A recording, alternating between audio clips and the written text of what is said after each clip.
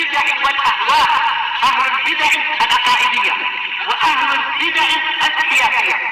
نقول بيننا وبينكم السلف، بيننا وبينكم الكتب، كان فيقول البدع بيننا وبينكم الجنة. بسم الله الرحمن الرحيم. الحمد لله حمدا كثيرا طيبا مباركا فيه كما يحب ربنا ويرضاه. أشهد أن لا إله إلا الله وحده لا شريك له، وأشهد أن محمدا عبده ورسوله صلى الله عليه وعلى آله وأصحابه ومن تبعهم بإحسان إلى يوم الدين. أما بعد. Ikhwanil kiram rahimani wa rahimakumullah. Kita telah sampai pada nama Allah Subhanahu wa taala di urutan yang ke-64, yaitu apa? Yang terakhir kita ambil Al-Mujib. Apa makna Al-Mujib? Ridwan.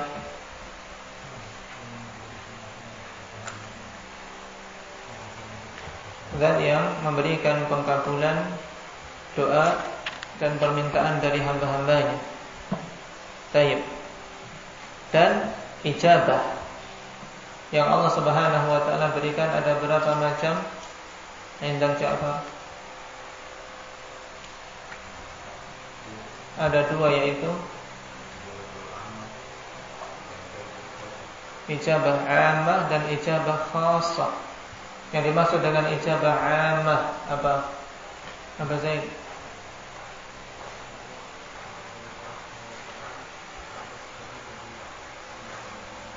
Nah, Allah Subhanahu wa taala memenuhi permintaan dari semua hamba-hambanya.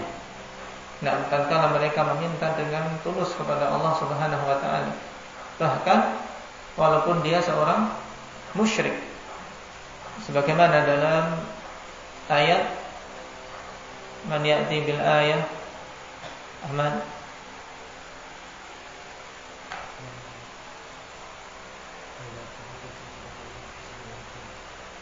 Naam, fa idza raqibu fil fulki da'u Allah mukhlishina lahu ad-din falamma najjahum ila al-barri idza hum yusyrikun. Naam, mereka ketika terjepit, berada di tengah samudera dengan badai dan musibah yang ada, berdoa pada Allah untuk diselamatkan. Allah kabulkan. Ini masuk dalam ijabah ammah. Adapun ijabah khassah apa?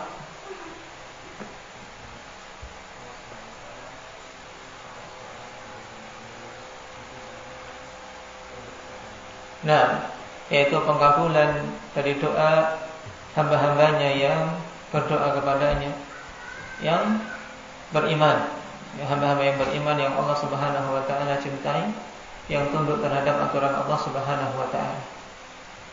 Dan untuk ijabah ammah qanifillah, Allah Subhanahu wa taala banyak sebutkan di dalam ayat untuk apa? Untuk mentakrir, dalam artian mengingatkan orang-orang kafir. Misalnya pada firman Allah Subhanahu wa taala, "Amman yujibul muttarra idza da'ahu wa yakshifus su'." Siapa yang memberikan pengkabulan permintaan orang yang terdesak ketika dia mengalami musibah dan keadaan yang sempit? Ya Allah Subhanahu wa taala. Dan orang-orang kafir merasakan itu. Cuman mereka tetap mensekutukan Allah Subhanahu wa taala. Ini Al-Mujib. Kita masuk pada nama yang ke-65, yaitu Al-Majid. Nama yang agung ini akhwanifillah disebutkan di dalam Al-Quran pada dua tempat. Yang pertama, sebagaimana disebutkan dalam kitab, qala Allah Ta'ala innahu Hamidum Majid, di surat Hud ayat 70 Rahmatullahi wa barakatuhu alaikum ahlal bait innahu hamidun majid. Sungguhnya Dia yaitu Allah Subhanahu wa taala adalah Hamid, zat yang maha terpuji, Majid yang akan kita bahas sekarang. Kemudian ayat yang kedua yang menyebutkan nama Allah Al-Majid di surat apa? Insyaallah semuanya hafal. Di surat Al-Buruj. Nah, wa huwal ghafurul wadud dzul 'arsyil majid. Nah, dengan qiraah Al-Majidu. Baik, dzul 'arsyil majidu. Kalau dibaca dengan qiraah Al-Majidu, ikhwan fillah, berarti ini penetapan nama Al-Majid bagi Allah. Kenapa? Karena dia merupakan apa? Merupakan sifat dari dzu. Di sana ada qiraah dengan jar, yaitu dzul 'arsyil majidi. Kalau dengan qiraah ini berarti tidak ada penetapan nama Al-Majid pada ayat tersebut. Kenapa? Karena Al-Majid sebagai sifat bagi apa? Bagi arsy. Baik. Dan nama ini termasuk di antara nama-nama Allah Subhanahu wa taala yang terkandung di dalamnya sifat-sifat yang banyak. Nah, terkandung di dalamnya sifat-sifat yang banyak, yang nanti akan kita baca ketika membahas tentang makna. Adapun penetapan nama ini dari As-Sunnah, di antaranya hadis Ka'ab bin Ujrah radhiyallahu anhu dalam As-Sahihain fi ta'limis salatil ibrahimiyyah wa fiha innaka hamidum majid.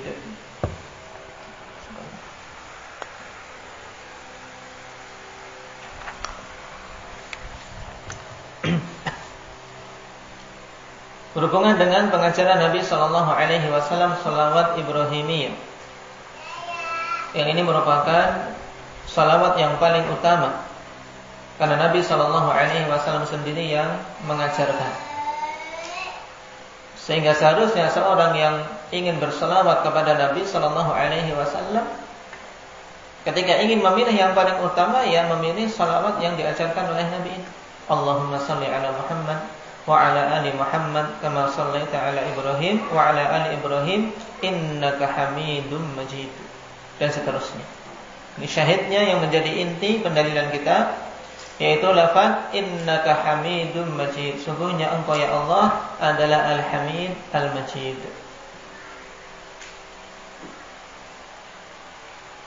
Namun sayang sebagian manusia ikhwanifillah lebih memilih untuk bersalawat dengan salawat-salawat yang diada-adakan, yang terkandung di dalamnya kesyirikan wal'iyadu billah.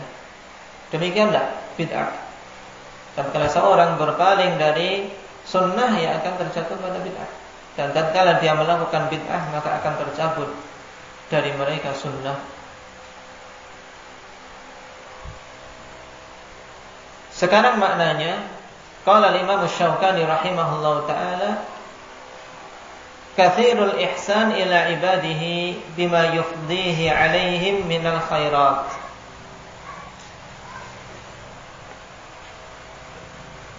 Al-Majid yaitu zat yang banyak kebaikannya kepada hamba-hambanya,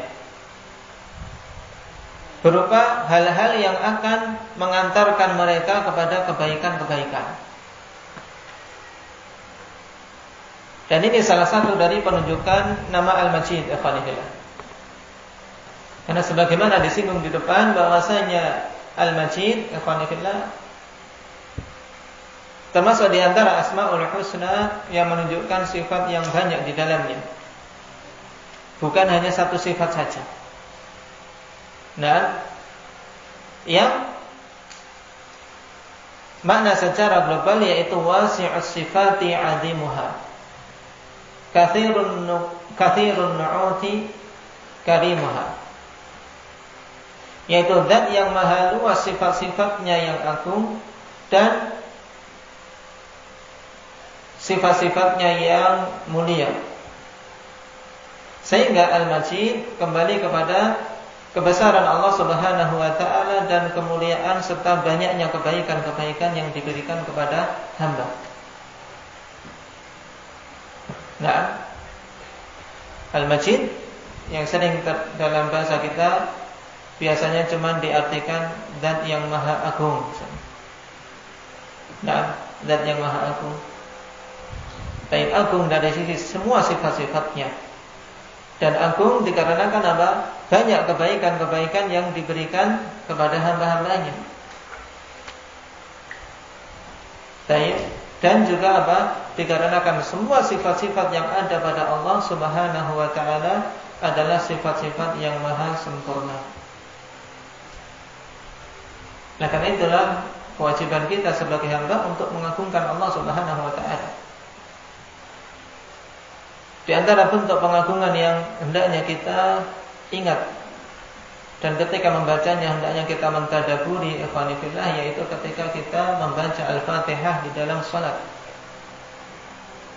Karena sebagaimana dalam hadis Abi Hurairah radhiyallahu anhu, hadis qudsi, "Idza qala al-'abdi alhamdulillahi rabbil alamin, qala Allah hamidani 'abdi.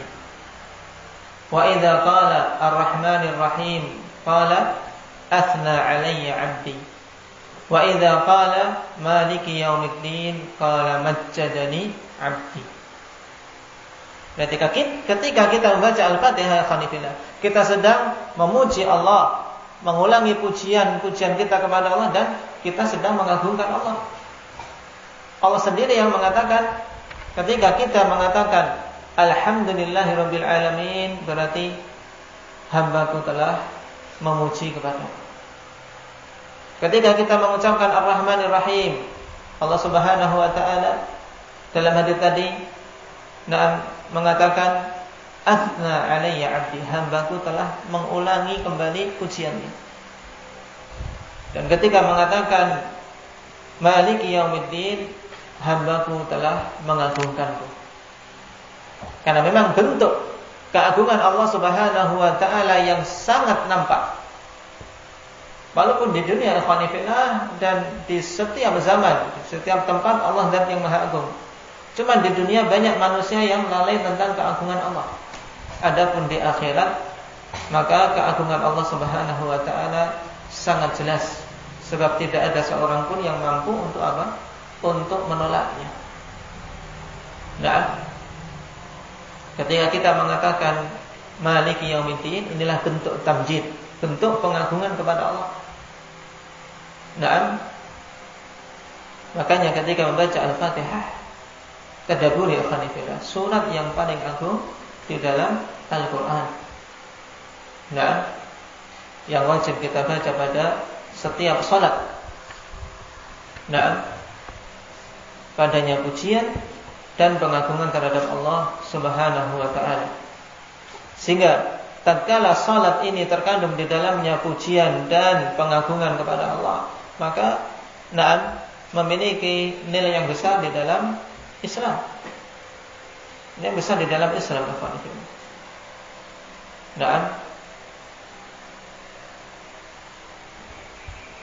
dan juga dalam ayat-ayat tadi yang kita baca,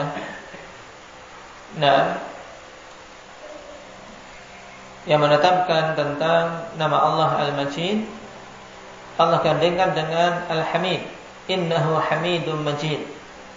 Juga Rasulullah SAW dalam mengajarkan salawat menggandengkan innaka Hamidum Majid, digandengkan Al-Hamid dan Al-Majid.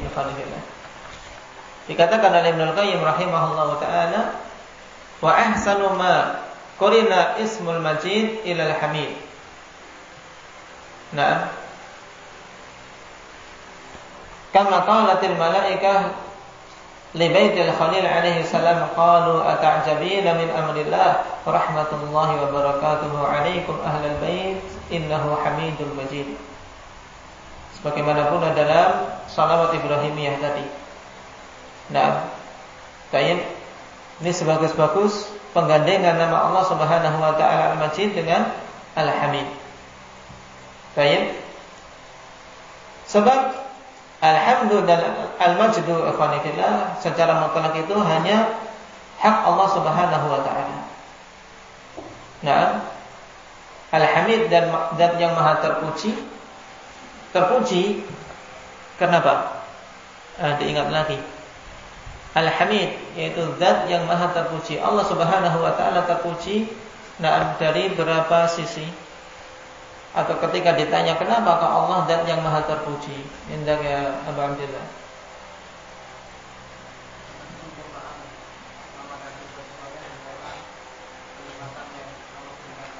Nah, taib dari dua sisi utama, yaitu Allah Subhanahu wa taala terpuji karena sifat-sifatnya yang maha sempurna.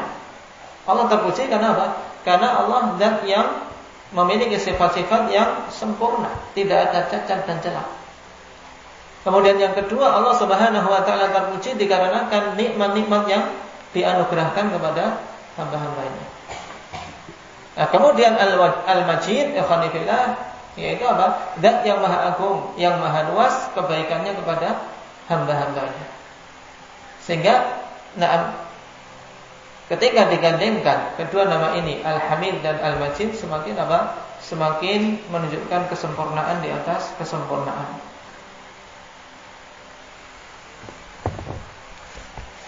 Nah, ini Al-Majid. Nama berikutnya Al-Muhit.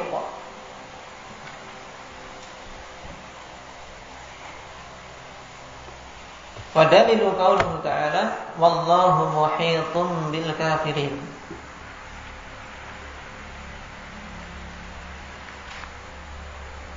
Dan Allah Subhanahu wa taala itu zat yang melingkupi orang-orang kafir. Al-Muhit, di mana orang-orang kafir tidak akan mungkin bisa menghindar atau bersembunyi dari hukuman Allah Subhanahu wa taala.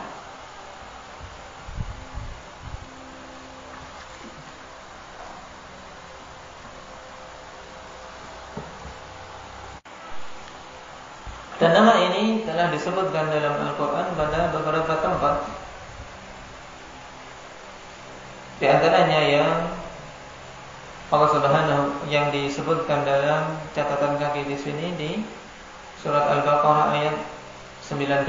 Wallahu muhitun bil kafirin. Juga di surat Ali Imran Allah Subhanahu wa taala berfirman, "Innallaha bima ya'maluna muhit."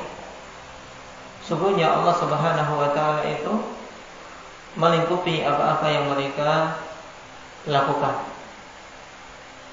Juga dalam surat An-Nisa ayat 126 Allah Subhanahu wa taala berfirman, "Wa kana Allahu bikulli syai'in muhita." Dan ini lebih jelas lagi ikhwanillah tentang sifat ihata. Bahwasanya Allah Subhanahu wa taala itu maha melingkupi segala sesuatu, baik amalan-amalan manusia maupun yang lainnya. Nah, yang dikatakan oleh Imam Al-Asbahani rahimahullah ta'ala sebagaimana dinukilkan dalam kitab, huwallazi ahatat qudratuhu bi jami'i khalqihi wa huwallazi ahata bi kulli syai'in 'ilma wa ahsa kulla syai'in 'adada. Yaitu zat yang kemampuannya melingkupi semua makhluk-makhluknya. Dalam artian tidak ada satupun dari makhluk yang bisa keluar dari kudrah Allah Subhanahu wa ta'ala. Nah, tidak ada satupun dari makhluk yang bisa keluar dari sifat kemampuan Allah Subhanahu wa ta'ala. Maksudnya Allah maha mampu untuk menimpakan hukuman kepadanya, atau menyelamatkan dia, atau menghukum dia, dan seterusnya. Wa huwa alladhi ahata bi kulli syai'in 'ilma, dan dia adalah zat yang melingkupi segala sesuatu dengan ilmunya. Wa ahsa kulla syai'in 'adada, dan zat yang menghitung dan mengetahui jumlah segala sesuatu. Baik, jadi dari sini kita ketahui akhwani fillah bahwasanya Al-Muhit ya terkandung di dalamnya penetapan sifat ihatah. Nah, sifat melingkupinya Allah Subhanahu wa taala terhadap segala sesuatu. Nah, ilman wa qudratan wa qahra, baik dari sisi ilmu Allah atau dari sisi kudrah Allah maupun dari sisi apa? Kekuasaan Allah. Sebagaimana diisyaratkan dalam 3 ayat tadi. Wa kana Allahu bi kulli syai'in muhita. Ini apa? Dari sisi apa? Dari sisi kudrah, yaitu Allah melingkupi segala sesuatu. Dari sisi kemampuannya juga ilmu juga tercakup. Tapi tentang ilmu sudah disebutkan secara khusus dalam ayat innallaha bima ya'maluna muhit. Demikian pula qahar, mengingatkan bahwasanya orang-orang kafir bagaimanapun mereka ingin lari dari Allah, tidak akan bisa keluar dari kekuasaan Allah. Wallahu muhitun bil kafirin. Nah, sehingga ihatah, yaitu melingkupinya Allah Subhanahu wa taala terhadap para makhluk ini meliputi apa tadi? Dari sisi ilmu Allah, kemudian apa? Dari sisi qudrah, ya kan? Juga dari sisi apa? Qahar. Ilmu jelas, tidak ada satu makhluk pun yang bisa keluar dari ilmu Allah. Dalam artian Allah Maha tahu. Tidak ada satupun makhluk yang besar maupun yang kecil bisa keluar dari pengetahuan Allah Subhanahu wa taala terhadapnya. Sembunyi dimanapun Allah Maha tahu. Ini sifat ihatah namanya. Yaitu Allah Subhanahu wa taala melingkupi semua makhluknya dari sisi ilmu, dari sisi kudrah, dan dari sisi qahar. Kudrah maksudnya apa? Kemampuan. Allah Maha mampu, sebagaimana kita lewati dalam pembahasan nama Allah yang mana? Yang menunjukkan sifat kudrah, apa surah?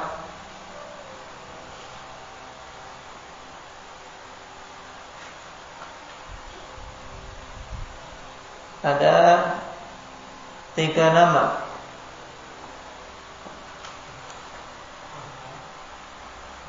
Kudrah ya akhi. Al-Qadir, Al-Qadir dan belum kita ambil. Apa yang ketiga? Al-Qadir, Al-Qadir, kemudian Al-Muqtadir. Cuman Muqtadir belum kita bahas, tapi dulu sudah kita ingatkan. Jadi Allah Maha luas dan kemampuannya, tidak ada yang bisa membatasi kemampuan Allah. Kemudian dari si qahar, nah, kekuasaan Allah Subhanahu wa taala ini juga kekuasaan yang meliputi semua makhluknya. Nah,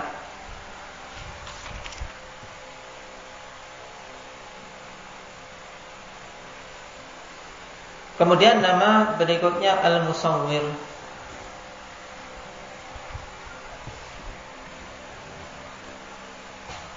Qala Allah Ta'ala huwal khaliqul bari'ul musawwir. Dialah Allah Subhanahu wa taala Al-Khaliq, zat yang Maha Pencipta. Ini telah kita lewati. Al-Bari'u juga telah kita lewati. Dan apa bedanya antara Al-Khaliq dan Al-Bari?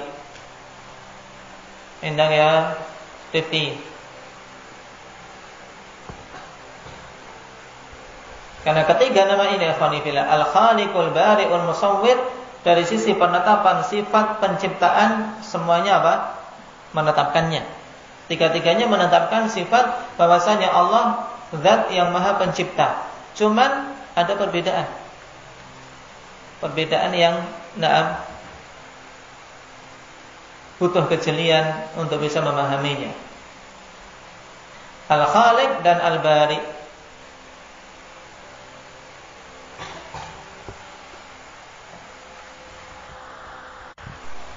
Tayyib ikhwanillah. Nah, perlu diketahui bahwasanya ketiga nama ini memang menunjukkan apa? Tetapnya sifat penciptaan bagi Allah. Dan Ibnu Qayyim rahimahullah taala ketika menjelaskan perbedaan antara ketiganya, maka al-bari' dan al-musawwir akhwani fillah hakikatnya adalah tafsil dari makna nama Allah Subhanahu wa taala Al-Khaliq. Kenapa? Karena Al-Khaliq adalah zat yang Maha Pencipta secara mutlak. Dan artian mencakup penciptaan yang tidak ada menjadi ada, ataupun penciptaan dari sesuatu yang ada kepada bentuk-bentuk yang lain. Ini Al-Khaliq. Cuman kalau Al-Bari ini tidak dikatakan Al-Bari kecuali karena menciptakan dari yang tidak ada menjadi ada. Paham?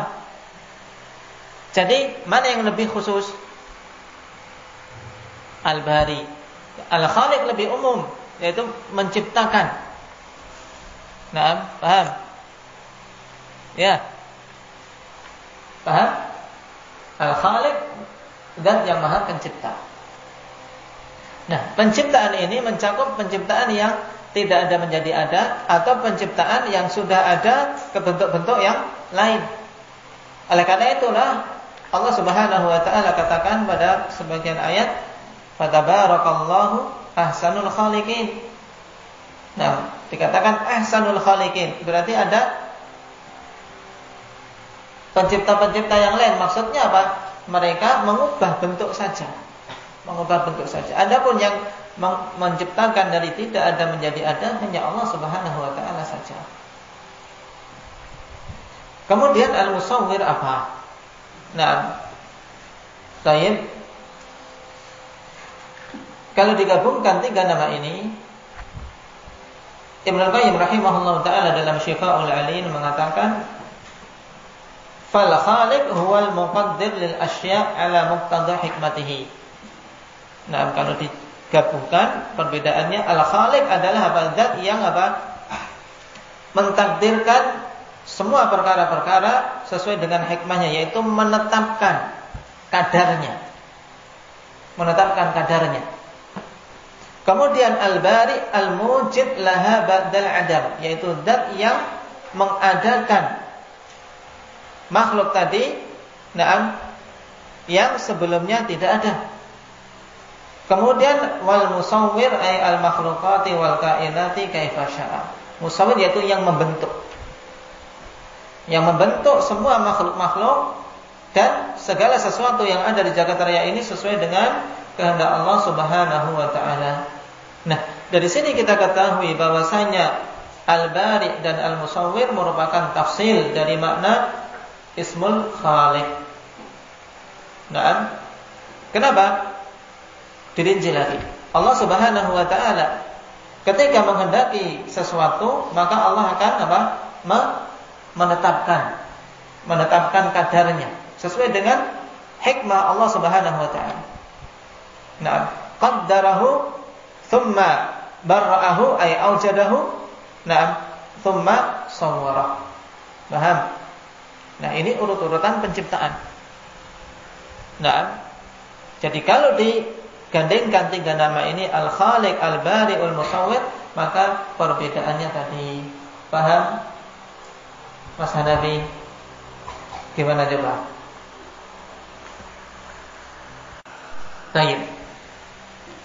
Nah, jadi al-khalqu ay at-taqdir, yaitu ketika Allah hendak menciptakan, maka Allah mentakdirkan perkara tersebut. Kemudian mewujudkannya. Indah al-bur yang terkandung dalam nama Allah Al-Bari. Kemudian Allah Subhanahu wa taala bentuk. Sesuai dengan apa yang Dia kehendaki. Karena Allah Subhanahu wa taala adalah Al-Musawwir. Nah, sekarang kita baca apa yang disebutkan oleh Ibnul Mangdur. Baik. Fi asma'illahi al-musawwir wa huwa alladhi sawwara jami'al mawjudati wa rattabaha fa'ata kulla shay'in minha suratan khassatan wa hay'atan mufradatan yatamayyazu biha 'ala ikhtilafiha wa kathratiha. Nah, al-musawwir, ya, pada nama Allah Subhanahu wa taala yaitu zat yang sawwara jami'al mawjudati wa rattabaha, yaitu yang membentuk semua makhluk-makhluk dan menertibkannya. Kemudian Allah berikan pada setiap perkara itu bentuk yang khusus, yang yang terbedakan dengannya dari yang lain, bersamaan dengan banyaknya dan berbagai macam perbedaan yang ada. Jadi kesimpulannya al-musawwir yaitu zat yang menetapkan bentuk-bentuk tersendiri bagi makhluk-makhluk sesuai dengan kehendaknya. Makanya walaupun kembar ikhwanifillah tidak akan kembar semuanya sama, mesti ada perbedaan. Walaupun terkadang tidak diketahui. Taruhlah fisiknya semuanya sama, ya sifatnya ada perbedaan. Ini mesti. Enggak ada ikhwanifillah. Dua makhluk di dunia ini kemudian semuanya persis. Nah, inilah termasuk di antara Di antara athar, di antara salah satu bias-bias dari nama Allah Subhanahu wa taala Al-Musawwir. Bahwasanya Allah membentuk masing-masing hambanya sesuai dengan kehendaknya. Sehingga masing-masing ada terbedakan dari yang lain. Ini subhanallah. Dari sekian banyak makhluk yang ada, masing-masing memiliki perbedaan. Masing-masing memiliki perbedaan. Barakallahu fikum. Berarti kita mempelajari 3 nama. Apa tadi yang kita ambil pada pertemuan sore hari ini? Indak ya Nafi'. Al-Majid, Al-Muhit, terus Al-Musawwir. Al-Majid apa? Zat yang maha agung. Taib. Al-Muhit, zat yang melingkupi segala sesuatu dengan ilmu, kudrah dan kekuasaannya, qahar. Kemudian Al-Musawwir, zat yang menetapkan bentuk-bentuk bagi makhluk-makhluknya. Barakallahu fiikum. Naktafi bihadza walhamdulillahi rabbil alamin.